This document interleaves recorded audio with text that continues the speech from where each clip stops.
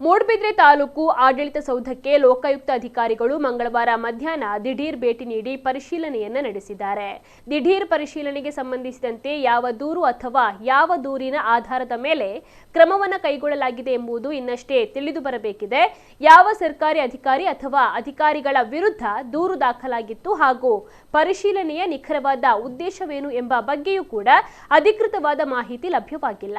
ಲೋಕಾಯುಕ್ತ ಅಧಿಕಾರಿಗಳ ಭೇಟಿ ಹಿನ್ನೆಲೆಯಲ್ಲಿ ತಾಲೂಕು ಆಡಳಿತ ಸೌಧದಲ್ಲಿ ಕೆಲಕಾಲ ಚರ್ಚೆ ನಡೆಯಿತು. ಪರಿಶೀಲನೆಗೆ ಸಂಬಂಧಿಸಿದ ಹೆಚ್ಚಿನ ವಿವರಗಳು ಅಧಿಕಾರಿಗಳಿಂದ ಅಧಿಕೃತವಾಗಿ ಲಭ್ಯವಾದ ಬಳಿಕವಷ್ಟೇ ಸ್ಪಷ್ಟವಾಗುವಂತಹ ನಿರೀಕ್ಷೆ ಇದೆ.